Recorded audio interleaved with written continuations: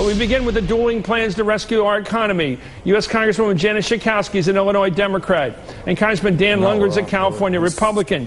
Congresswoman, I want to tell you, what faith do you have in Barack Obama to fix this difficult and dangerous economy we face right now? Well, I have all the faith in the world because I think his philosophy that the economy is really driven from the bottom up and not from the top down, as John McCain believes, a kind of trickle-down theory that never has worked. And so I think Barack Obama is focusing on middle-class people, a moratorium on foreclosures, helping businesses through tax credits to actually create jobs. There's not a whit of job creation in the McCain plan, and that's what Barack focuses on, is putting people back to work, extending unemployment benefits and not taxing them on a temporary basis.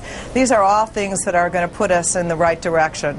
Congressman, what's your response to that, the charge that Barack Obama offers a chance to put people back to work and that McCain doesn't?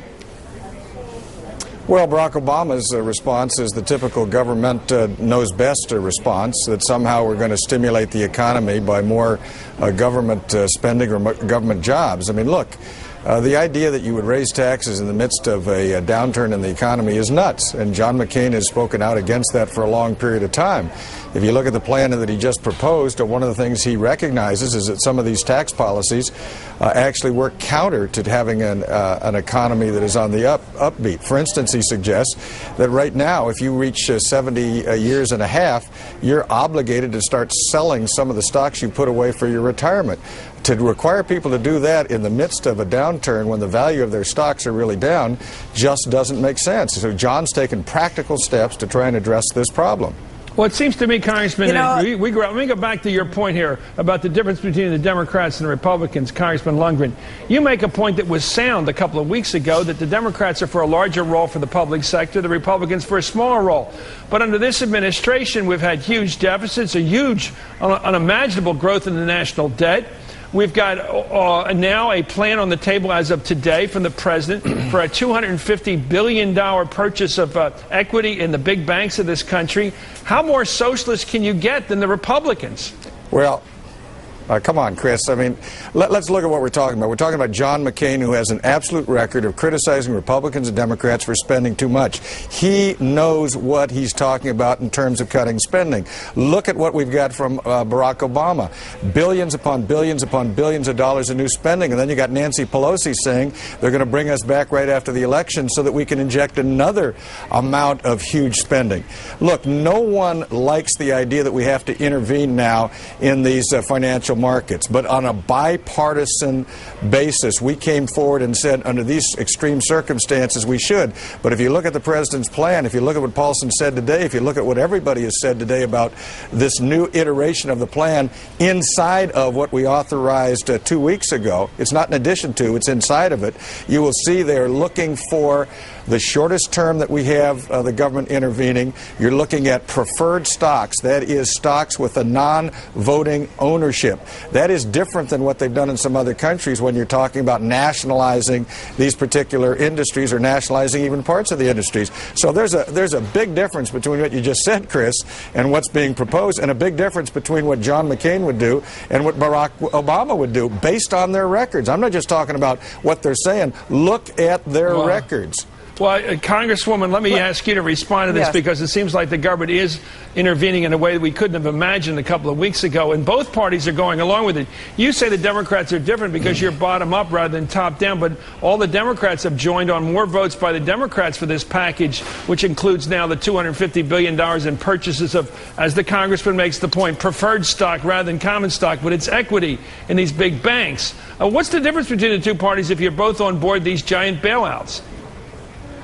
Well, first of all, Congressman Lundgren had said that Barack Obama is for tax increases. They can say it all they want, but the Obama plan would actually reduce taxes for 95% of Americans, and John McCain's plan would leave 101 million American families without any kind of tax release, 97% of the senior citizens. But actually, I think that had Henry Paulson weeks ago decided to do what ideologically he found it so hard to do, to inject liquidity into the markets by actually putting some money, equity stake, into the banks, we may have avoided some of the tremendous downturns that we saw in the economy.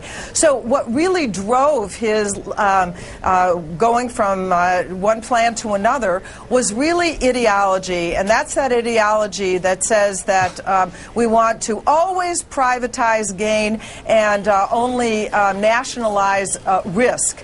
And this way, this plan does minimize the risk as long as the taxpayers get their money's worth from the equity, their ownership of those banks. And that's what Barack Obama has called Let's for. listen now to the governor of Alaska. We have to go, Congressman. We have to go to the governor of Alaska. She made an important statement today on Rush Limbaugh. Let's look at what she said about her commentary about Barack Obama, the Democratic nominee for president. It seems that you are the more forceful in speaking out against Obama and his campaign ideas. Are they giving you pretty much free rein to attack this campaign as you wish? Well, you know, there just aren't enough hours in the day, I think, to get out there. And, Rush, I've got nothing to lose in this, and I think America has everything to gain by understanding the differences, the contrasts here between Obama and McCain. So, you know, I'm going out there and I'm just simply speaking, so be it that I'm a simple talker, but I'm just going out there and letting people know the differences and how absolutely paramount it is that voters are paying attention and that voters are understanding candidates' records. Congressman, are you confident in having that person we just heard from as one of the two top people running this country in these complicated economic times, the person you just heard from? Oh, come on, Chris. Now look, you let the Congresswoman get away with a statement that's the same sort of prattle that we heard from Nancy Pelosi when we were trying to do a bipartisan approach to respond to this problem.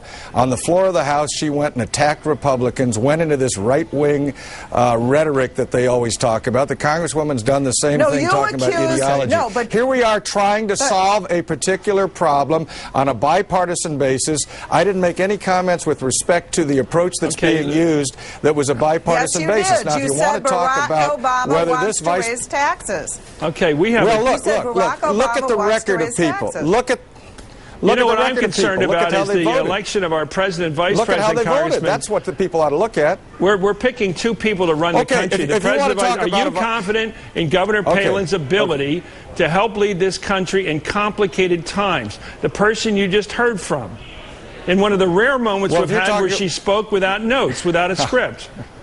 You want to talk about my friend Joe Biden, who made at least 10 misstatements in the last debate? I mean, the fact that you've been around Washington a long time doesn't mean that necessarily you're going to provide the leadership. Look what she did. She took on the Republican and Democratic old boy establishment in Alaska. She turned that place upside down. She met the challenges. She didn't take the conventional wisdom and accept it. She won when people didn't think she could win. Right. She dealt with energy issues that are very difficult to deal with, and now you're saying because she interviewed with somebody, well, she shouldn't be capable I'm asking you, of the sir. job. I think she is capable. Congressman Lundgren, I got great respect for you. I want to know if you respect her intellectual ability to help lead this country. Do you actually believe that she has the capacity to help lead this country in very complicated times? Do you? This person we just heard from. Yes, I do, Chris. Chris, yes, I do, based on this. Her experience in government in Alaska. We're not talking about a state the size of Delaware. We're not talking about a state that doesn't have true, serious issues dealing with the economy, dealing with energy. You have We're more talking about someone constituents who's than the taken those on. But you have more constituents than the governor of Alaska, sir. Don't you? You want me to be vice president, Chris? No, I'm just asking. I'm asking you to stand behind this person we just heard from, who has a strange way of expressing. I'm not going to get into it. What do you think? I'm asking the question. Well, Congresswoman, this woman was put up there as kind of a response. She does not send a tingle up my leg like fine. Barack That's Obama a nice line. to you, That's cute. Let me just ask you, Congresswoman. She was put on that ticket because she was a she, clearly, because Hillary Clinton got unfair treatment, and maybe she got too tough treatment, and I admit it even from me occasionally. But the fact of the matter is the comparison between her and Hillary Clinton is the comparison between an igloo and the Empire State Building. There is no comparison. from the person we just heard from. Your thoughts on the capability of Governor Palin to lead us through this complicated economic time. I'm just asking your view because the congressman on the other side of the aisle seems to be